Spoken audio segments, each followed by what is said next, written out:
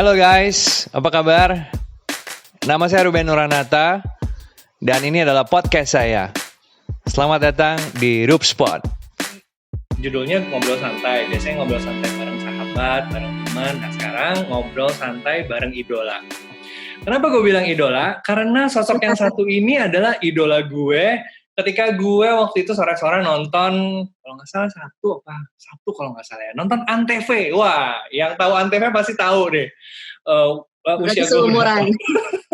Umur gue berapa? Jadi nonton Antv. Terus begitu udah ada satu presenter perempuan yang cantik gitu ya.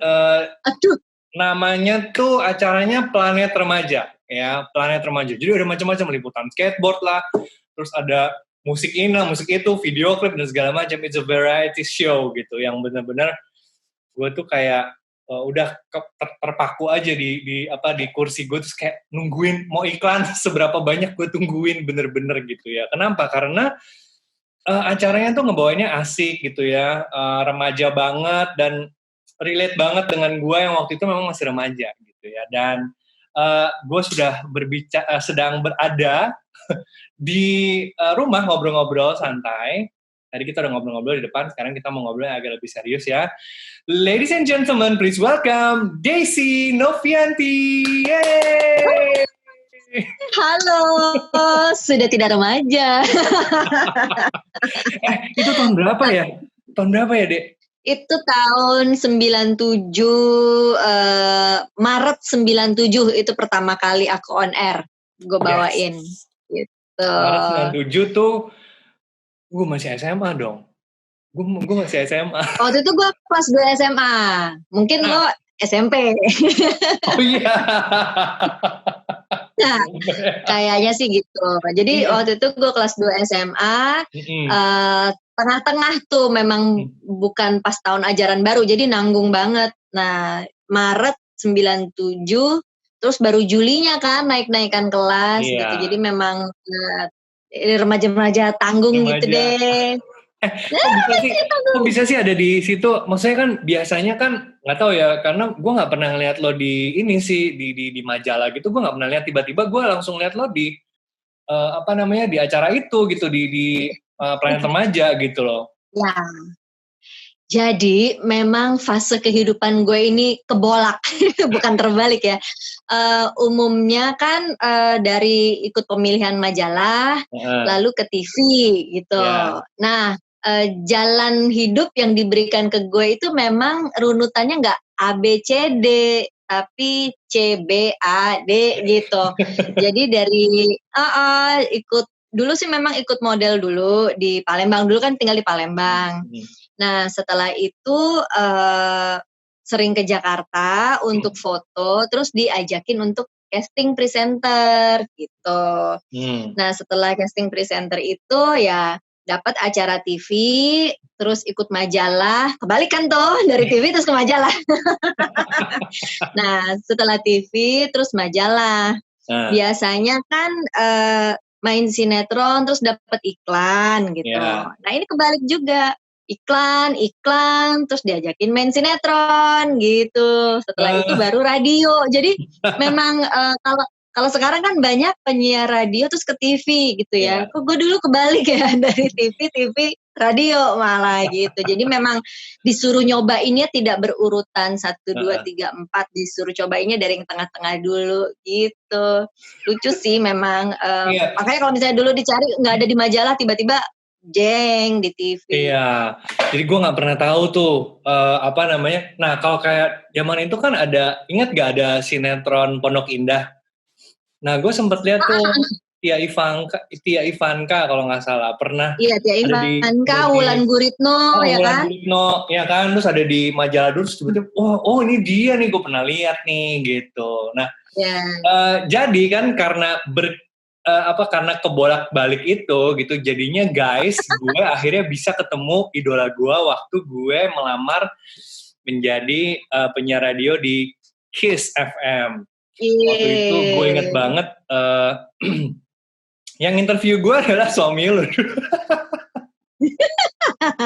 Itu tahun berapa dulu? Ruben masuk Kiss FM itu tahun berapa? Gue 2004 loh. Gue 2004. Oh iya, sudah jadi suami itu. Nah, ini jadi suami gitu. Terus gue jadi gini, gue cerita dulu ya deh ya. Jadi kan gue ngelamar gitu kan jadi penyiar. Kenapa? Karena to be honest ya, ada fase kehidupan gue di mana banyak sekali momen-momen di mana gue terinspirasi sama penyiar gitu ya. Terus gue sempat juga pengen jadi presenter, dan salah satu acara yang gue selalu tonton kan Planet Remaja tuh ya waktu itu. Dan secara apa namanya ya, lu tuh jadi kayak masuk ke dalam alam bawah sadar gue yang bilang bahwa oke, panutan gue nih kalau untuk presenting ya presenter-presenternya Planet Remaja, dan yang lainnya gue nggak inget loh, cuma lu doang. Jadi cuma lu yang gue inget. Gue nggak tau, gue lupa waktu itu sempet Irfan Hakim ada nggak sih ya? Lupa inget. Irfan Hakim enggak ya. Berarti salah. Jadi salah ini. Sebetulnya gue itu presenter yang ketiga. Yang pertama itu kan Novita Wibowo. Itu the first presenter dari Planet Remaja. Setelah itu ada Camelia Basir. Dia dengan logat bule, orang Indonesia tapi logat bule. Nah setelah itu gue. Setelah gue itu masih cewek-cewek, ada Asti Muchtar, setelah itu Niken. Nah baru yang ada cowoknya tuh baru 3 orang setelah gue tuh, ada Habibie dulu sebelum Dwi Andika gitu. Nah memang mungkin pada saat gue membawakan tadinya tuh 2 kali seminggu, Selasa sama Sabtu. 97, terus 98-nya kan Krismon. Jadi hanya seminggu sekali, dan kayaknya tontonan yang memang pada saat itu masih eksis untuk remaja memang Planet Remaja. Terus mungkin karena remaja-remaja terkena imbas Krismon, tidak banyak main keluar, banyak kan nonton TV di rumah gitu. Jadi mungkin semakin lekatlah wajah ini ya di mata pemirsa gitu. Tapi nggak tahu kalau sampai masuk ke hati dan ke pikiran gitu. Tapi bagus juga dong efeknya. Tapi memang benar, yang gue inget tuh pokoknya lo gitu. Jadi salah satu panutan gue kalau presenting tuh gayanya tuh ya lo gitu. Terus gue inget nih di radio waktu. Kenapa? Kalau boleh sedikit cerita, waktu itu tuh di Planet Remaja nggak cuma jadi presenter aja, karena di tesnya itu sebagai jurnalis. Jadi bukan casting sebagai host aja, tapi dites untuk dubbing. Dulu masih dubbing ya, kalau sekarang mungkin istilahnya VO ya, atau narator. Dubbing berita, terus on screen laporan berita kejadian, terus kita juga mesti dulu masih zaman kaset, jadi ngerekamnya pakai kaset kan, kameramen rekam pakai kaset, terus kita masuk ke ruang editing, catetin time code gitu, jadi interviewnya di detik keberapa, terus menit keberapa, detik keberapa, namanya siapa, itu kita juga harus melakukan itu, dan entah gimana karena itu sesuatu yang baru, bayangin ya waktu itu masih SMA, dan semuanya udah pada kerja, ini kok kayak diceburin magang jadi jurnalis, bukan hanya jadi presenter aja, dan jadi suka, dan I don't mind untuk ada di tengah lapangan siang-siang, kan dulu pensi itu kan selalu di stadion, iya banget, dan and I'm willing to do that, terus dibilang ini nih bisa untuk ditempa menjadi orang lapangan. Itu dan salah satu poin plusnya. Nah, jadinya pada saat ke dunia radio itu sebenarnya udah enak. Oh ya, udah biasa baca berita, mengutip berita zaman dulu ya. Beritanya kan harus dari tim redaksi ya, meskipun dari radio. Kita kan dulu belum ngalamin di ruang siaran ada internet, Google nyari gitu, nggak ada ya. Kita mengandalkan berita dari tim redaksi atau dari majalah. Dan itu udah saya lakukan sebelumnya pada saat remaja di Antv Planet Remaja gitu. Jadi udah ditempa. Jadi jurnalis gitu. Dan sampai ke Bulungan gue ngeliput basket, dan ada beberapa event olahraga juga. Nonton yang bagian itu. Ya ampun, seminggu sekali tuh pasti ada basket, skateboard bener. Tadi seperti yang lo bilang. Freestyle waktu itu ya, lagi zaman freestyle. Iya. lagi hits Seru ya. banget tuh freestyle tuh, asli. Benar-benar. Iya Tapi terus waktu itu lo di Jakarta?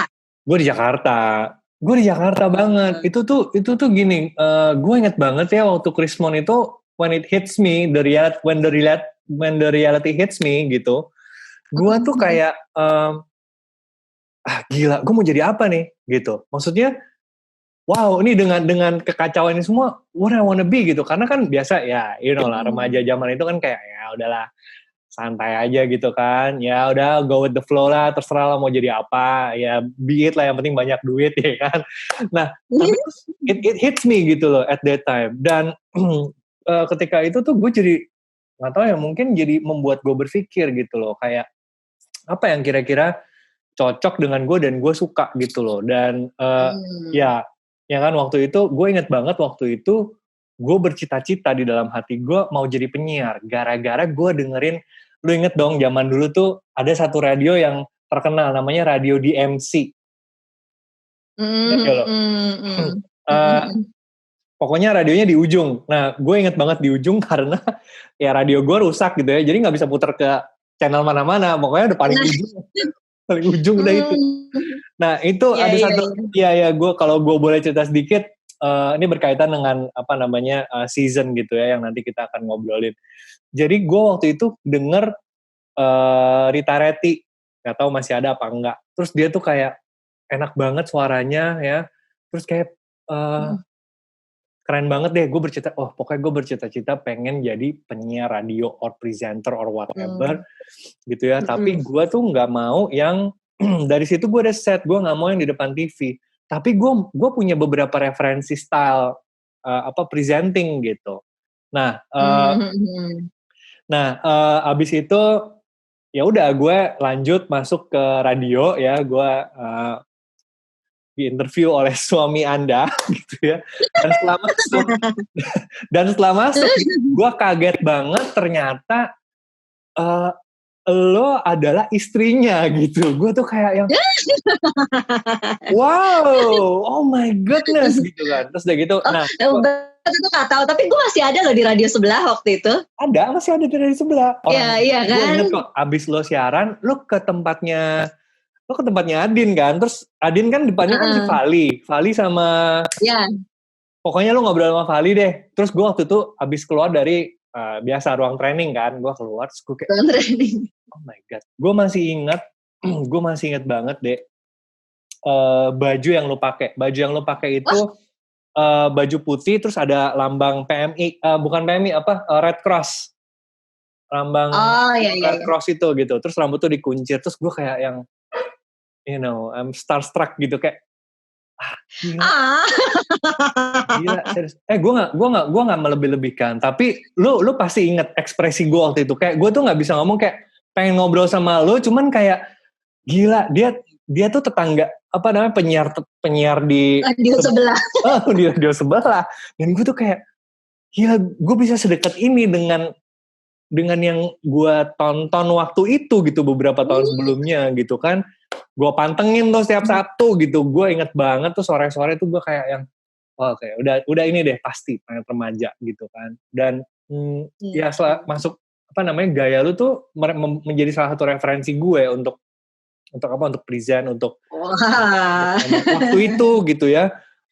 Karena waktu itu kan sekarang udah karena udah banyak influence gitu ya.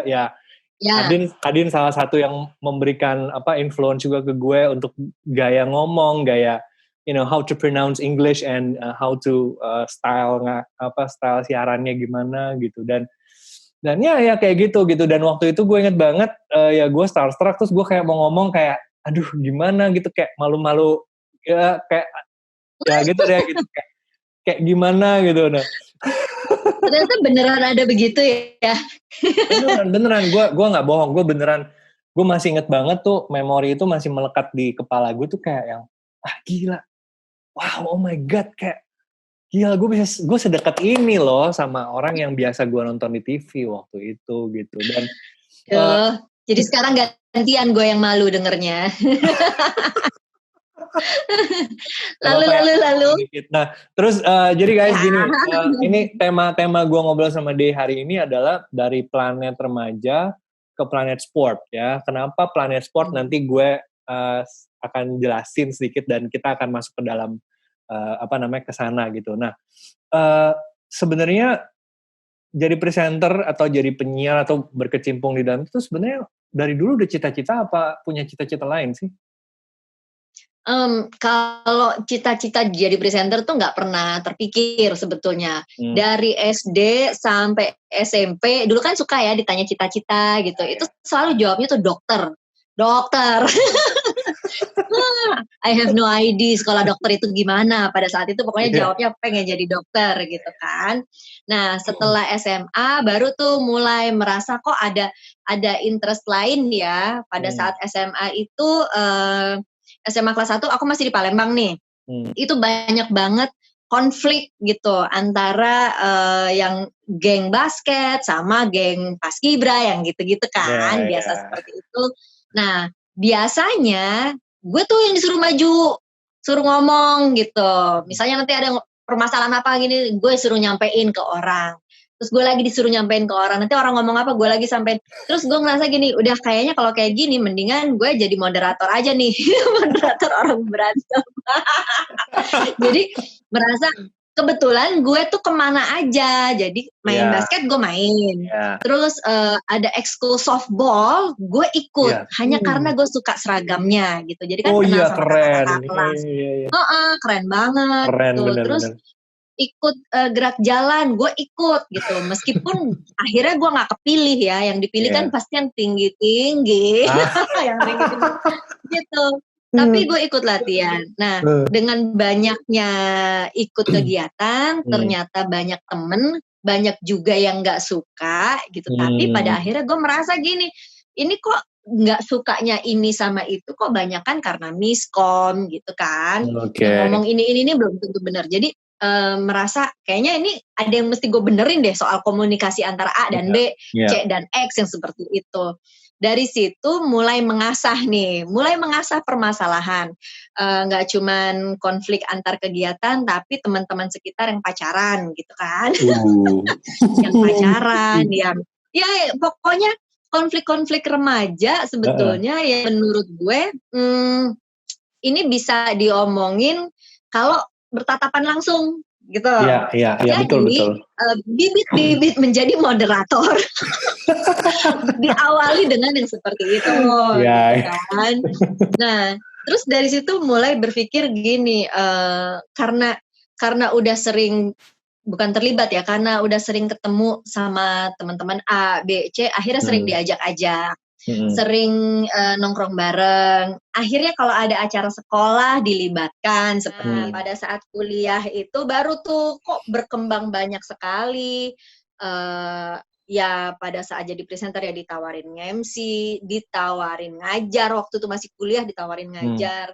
Terus pas masuk ke radio juga ini sesuatu yang baru, yang lebih menantang kan sebenarnya kalau di radio. Kalau di TV kan gue di make upin senyum kayaknya udah moodnya udah kebangun gitu. Kalau di radio kan suara kita, gue tuh nggak smiley voice, jadi gue harus betul-betul berusaha, harus dari hati gitu kan. Jadi kalau siaran kan kita kadang lebay ya. Dan itu, jadi kalau kembali ke pertanyaan ini nih emang cita-cita atau enggak? Sebenarnya ini nggak cita-cita, tapi kayaknya gue ditempa untuk bisa menuju ke titik ini. Gitu. Dan semua, kalau menurut gue ini semua secara tidak sengaja, tapi gue sadari ini kayaknya memang di settingnya seperti itu deh. Karena nggak mungkin yang di atas itu ngasih gue nggak urut 1, 2, 3. Pasti gue diberi sesuatu yang berat dulu supaya gue pada saat ketemu di fase yang harusnya gue ketemu di fase pertama, jadi gue bisa lebih mudah menjalaninya. Kira-kira begitu. Panjang. Justru gue mau denger gitu lah. Nah, ngomong-ngomong tentang smiley face itu memang ya guys, gue harus akui bahwa pertama kali gue ngeliat dia itu kayak, aduh, jutek amat ya mukanya kok gitu kan. kenceng gitu. Gue bilang, ini ada apa? Apa suaranya jelek? Apa gimana? Gitu kan, gue kayak langsung. Tapi emang itulah pembawaan dia gitu loh. Hari-hari memang ya mukanya, raut wajahnya aja yang serius. Segitu aja gitu. Tapi begitu udah bisa ngomong, lebih lebar senyumnya. tapi begitu udah ngomong kayak, ada kayak, ya oke. Berarti memang ekspresinya aja di awal seperti itu. Nah, itu jadi challenge bener. gak sih? Jadi challenge gak sih deh waktu casting atau waktu Nah, cerita dong pengalamannya dong, ada nggak? Kalau casting presenter, nah seperti yang tadi sempat gue sebut ya, kalau casting sebagai presenter itu lebih mudah karena dengan senyum kelihatan di kamera kan, dengan blush on kelihatan segar gitu. Nah, cuma kalau pada saat audisi yang sulit itu sinetron, pada saat casting sinetron. Itu yang mesti sinetron tuh itu gue kagum ya sama orang-orang yang bisa acting nangis, bisa acting ketawa, bahagia. Nah, gue disuruh casting waktu itu bingung kan, antara di sini kesel disuruh-suruh sama sebel diliatin banyak orang gitu, dan sebel ditungguin gitu kan. Ditungguin sampai ditanya bisa berapa menit keluar air mata. Hah? Ini gue bukannya malah nangis, malah emosi kan. Kenapa mesti ditungguin kayak gitu? Jadi pada saat acting sinetron, gue tuh selalu kedapetan perannya antagonis. Sedikit acting, karena memang muka gue begitu. Ya lo tahu sendiri ya muka gue kalau misalnya diem baru masuk, itu udah kenceng gitu. Bener. Nah, jadi pada saat gue ditawarin untuk sinetron, waktu itu ya ceritanya sinetronnya apa sih judulnya? Sinetron pertama tuh Air Mata Ibu. Oh iya. Air Mata Ibu adalah sinetron pertama untuk bulan puasa kala itu gitu. Nah itu Air Mata Ibu tadinya gue tuh dikasih peran yang ceritanya gue itu disakiti sama laki-laki. Nah, terus gue kembali ke orang tua, tapi orang tua gue juga udah gak nerima ceritanya begitu. Jadi kan mesti nangis ya. Sementara gue pada saat itu tuh nggak konsen, suruh acting nggak konsen. Jadi pada saat nunggu, ternyata pada saat gue nunggu nih, muka gue begini, itu direkam. Direkam dan dibilang, gue tuh kan yang casting ada, kayaknya waktu itu 3 orang. 3 orang dan ngantri kan. Jadi pada saat gue dites, gue nggak bisa, oke, gue disuruh out, ganti orang lain. Pada saat orang itu acting, audisi, gue ngeliatin kan, ternyata itu yang direkam mungkin mimik muka aslinya tuh begitu tuh kelihatan. Nah, jadi peran gue akhirnya ditawarin si peran yang antagonis gitu. Nah, pada saat berakting antagonis memang gue merasa untuk setting muka seperti itu tidak terlalu sulit gitu. Main sinetron itu yang sulit menurut gue ngafalin jalan, blocking. Gue habis dari sini ngomong, blocking. Jalan bawa tas, habis ini taruh tas di sini, terus gue ke situ. Nah itu buat gue tuh susah banget. Susah banget karena harus tahu gue nggak boleh madep begini, nanti yang kelihatan cuma sini doang. Itu lebih sulit. Dan mengatur jadwalnya sulit. Nah, jadi kalau misalnya jadi kalau depan kamera, gue masih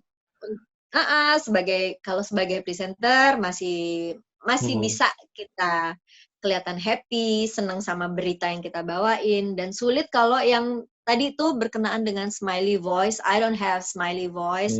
Jadi kalau misalnya siaran radio itu depan mikrofon itu gue mesti bener-bener latihan muka, senam muka dulu. Biar nggak pelepet, biar nggak nyangkut. Iya, dan mesti extra effort untuk, apalagi radio remaja ya, waktu itu kan gue di FM gitu, jadi hai Mas Engels, yang mesti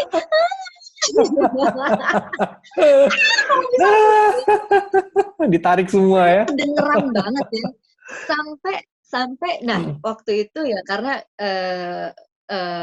sama Adin di radio sebelah di Kiss FM. Itu sampai ada istilah dia bisa tahu, ini suaranya suara malam, suara penyiar malam. ada ya suara penyiar malam, suara penyiar pagi gitu. Ingat Emang tuh dia. karakternya. Iya kan, ternyata Iya, ada yang kayak gitu. ada. Jadi dan gue jadi merhatiin teman-teman yang siaran. Oh iya ya, dia suara penyiar malam nih yang mendayu-dayu, yang lemah lembut gitu. Kayaknya memang cocok tuh didengerin jam 9 malam, jam 10 malam gitu. Kalau kayak suara gue dipasang jam 8 malam, kayaknya orang emosi ya, kayak disuruh gitu. Jadi memang gue tuh kalau nggak pagi siang gitu Iya, suara kayak gitu. bener. Gue juga ditempatinnya Ternyata tuh kalau karakter itu gimana? gue juga ditempatinnya tuh malam. Terus gitu Adin lo, Ben lo malam aja deh. Gue aja itu gue tau, ya malam ya kan, sama Mus gitu kan, sama si Mus gitu kan, terus sama Mas Iyet. Ketemunya sama mereka tuh Ya. udah kan, begaulnya sama mereka udah gitu, udah malam. Pokoknya Ben lu siaran malam aja. Suara malam itu suara yang disukai pendengar wanita katanya. Kalau cowok ya, kalau cowok. Yang ramah, terus kayaknya kan kalau malam itu orang udah capek kerja, udah lelah, udah pengennya santai dengerin lagu. Jadi suaranya tuh harus yang empuk, ramah gitu ya. Itu suara lu. Ternyata ya ada karakter suara untuk radio ya. Kalau nggak di radio gue nggak bener tuh. Iya, Adin tuh gitu. emang paling bisa gitu loh setting. Udah lo di sini aja, lo malam aja. Gue bisa siang. Udah lo sore aja malam. Oke deh, gue ikut aja deh bos gitu kan. By the way, Adin kan bos gue kan. Waktu gue nggak berani bilang enggak gitu. Gue ikut aja gitu kan pokoknya. Kayak ini ya, kalau di film tuh kayak casting director gitu ya. Casting director. Suara lu tuh gitu ya. Suara lu karakternya untuk jam segini nih. By the way, memang. Air Mata Ibu itu sinetron pertama, ya kan? Ada berapa judul nih? Gue nggak pernah, gue tuh jujur ya, nggak pernah inget kalau lu pernah main sinetron. Yang gue inget tuh lo selalu presenting gitu. MC, presenter, siaran gitu. Itu yang gue inget. Gue tuh gue memang karena dari dulu jarang nonton sinetron. Mungkin memang bukan tipe penonton sinetron juga kan. Pertama tuh Air Mata Ibu, setelah itu aku lupa. Doaku Harapanku.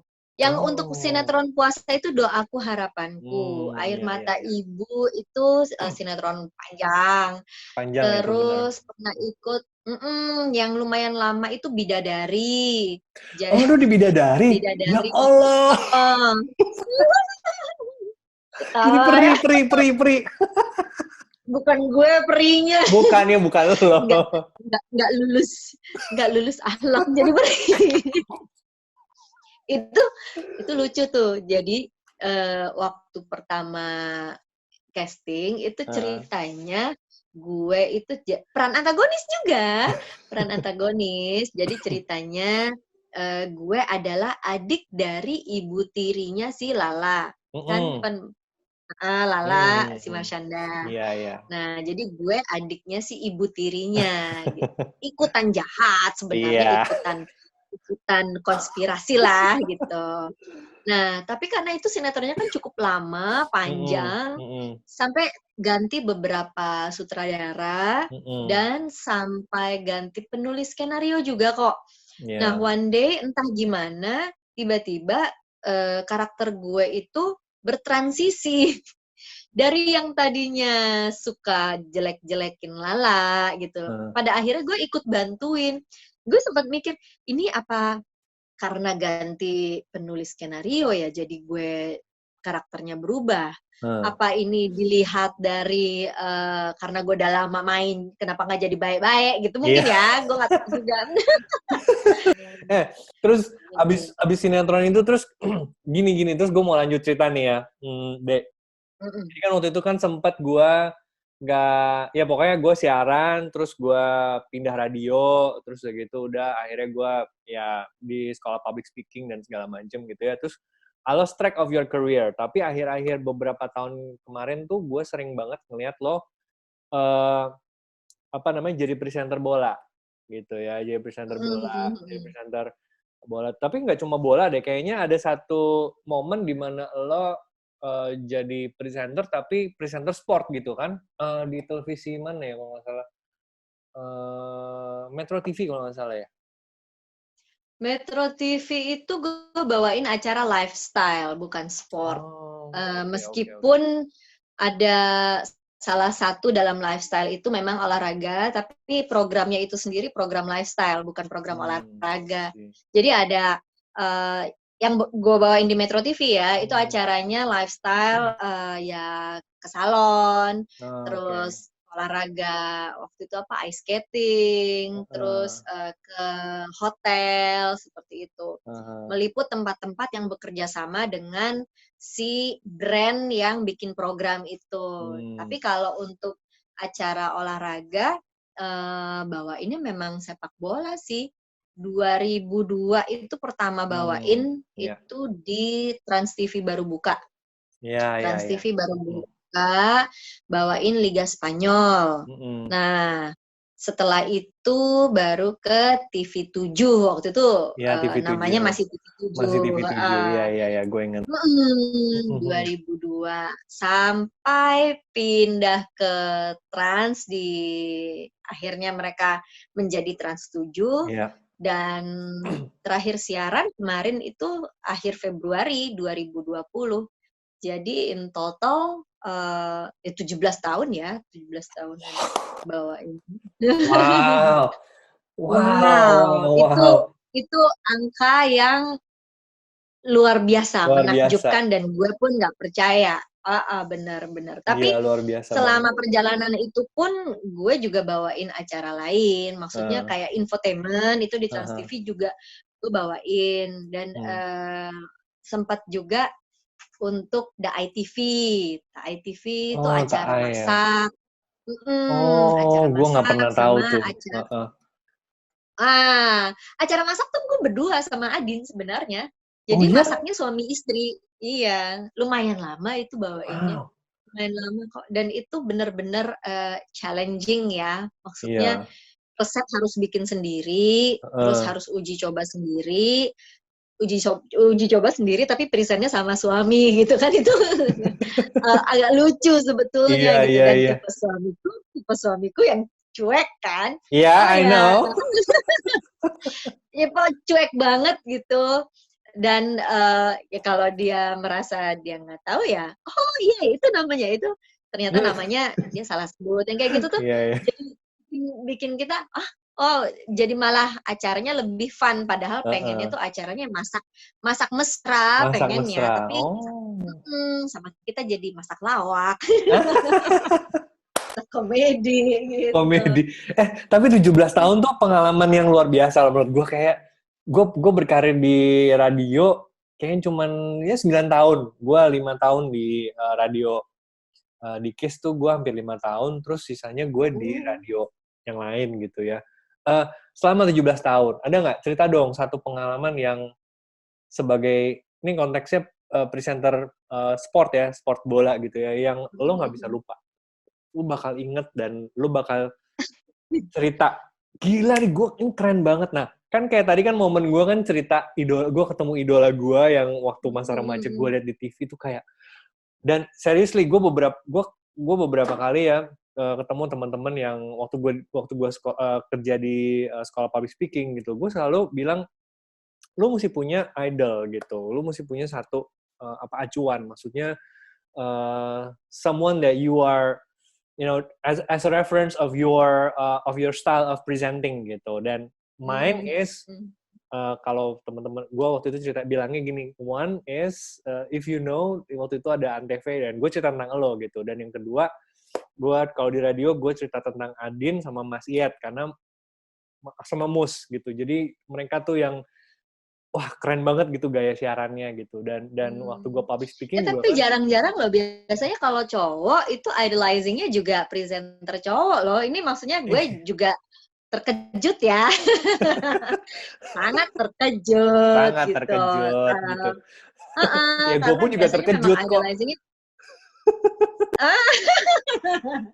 Kalau yang pada saat itu mungkin di tahun yang berbarengan dengan gue, presenter remaja cowok tuh jarang ya. Jarang. Tapi at that time yang lagi hype banget tuh kayak Nico Siahaan, terus Iya. Charles Bonar gitu ya. Itu biasanya lo pasti sering disama-samain sama Charles Bonar gak sih? Emang. Ada pasti iya ya kan. Iya. Pasti Gue kayak biasanya idolizing-nya cowok juga gitu. Enggak, Nah, kayak tapi ketuaan menurut gue, Nico, Charles Bonar tuh menurut gue tuh buat gue tuh ya tua gitu kayak. udah di atas ya. Udah kayak nggak, you know, you cannot relate gitu, lo nggak bisa relate dengan kayak sama lo kan kayak masih nggak jauh gitu. Jadi gue masih kayak oh iya gue masih bisa jangkau gitu loh. Maksudnya jangkau tuh masih bisa relate, gue masih bisa, gue masih bisa belajar. Kalau yang udah senior tuh kayak udah flamboyan gitu. Kayak gue udah kayak yang, tua ya gitu. Udah ngejarnya mesti Iya. kehilangan berapa tahun kita startnya ya. Iya.